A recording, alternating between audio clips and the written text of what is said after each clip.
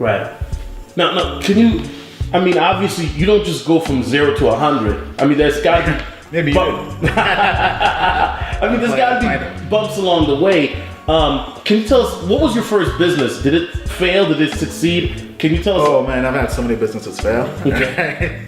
Okay. So my first business was Fusion Media. Okay. Right. This was me making websites for people. I Right. began making websites for my uncle, then my family, friends, and some other people here and there.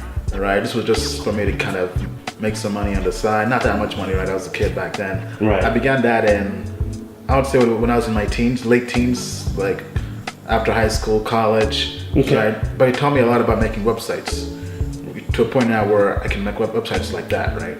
Okay. So that was my first business. Then from there, I ended up doing Leximo, which is a startup I founded in college with my best friend at the time, Assad, aka Ace, right?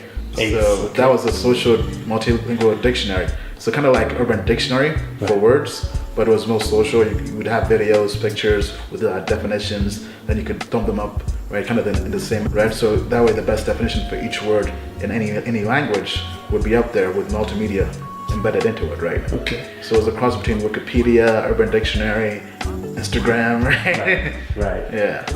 Okay. And I mean that business didn't really take off. No, then? so I mean, yeah, it's more like most businesses fail, right? So, but the thing is, I've had lots of different ups and downs along the way, right? But every single time I learned something from that failure, right? Which I then used to then start my next business. All right, so from there I've done multiple businesses. I've done a video production company, right? I began that as a freelancer, just as a way to kind of buy an expensive video camera, right? Then from there I wanted to make money on the side. Then it came to a point where I got more professional with it. Then it came to a point where I made more money in 1 month with that side hustle than my day job. Right? So that was one way.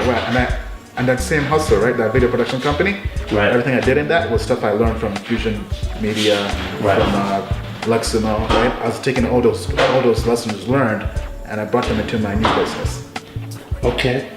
Now, being in your position, you know, just doing a business, do you think there were obstacles, particularly being a black man, that people were saying, hey, you can't do this, or, you know, you had haters or doubters who said, nah, why are you trying to do this? You know, you shouldn't do this. Oh yeah, for sure, man. Like, especially when I was doing Leximo, just pitching to investors, right? Because most investors don't look like me, right? They're old rich white guys.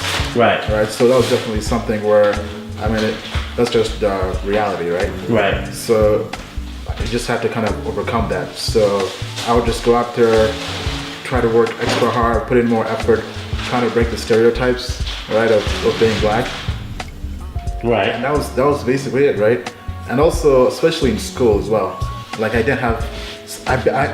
barely graduated, man. Like school was no cakewalk for me, especially graduate school, right? I basically graduated by a thread, right?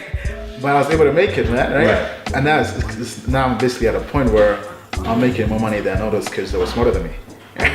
Because even back then, right? I didn't really take school that seriously because I knew I didn't want to be an employee. I felt like being in school was basically just a pathway or a gateway to being an employee. And I always knew I was an entrepreneur. I always knew I wanted to be a founder of my own businesses. And school wasn't really the system for that. Right. Now, my question to you is, in a situation like yourself, you know, where you basically came from nothing to be successful, because you weren't always where you at right now. Did your parents help you at all? I mean, were they influential? Oh yeah, you know, your mom and dad. Yeah, African parents for sure, definitely influential. Right. From day one, right? Like they're very adamant about education, right? But were they, like, in terms of your business aspirations, were they supportive of that, or were they skeptical, or how was their... My parents have always been supportive of my business endeavors. Right. They helped me out with the Fusion Media, right? Getting me my first clients. Right. They basically would go to different family events and tell people about me, saying, hey, our kid is the best person at making websites. You have to have them make you your website, right? And they'll give me customers like that, right? They're basically my first evangelists. Okay. All right. So your parents were kind of the field workers, you know, putting in that work in the field for you. Okay. All right.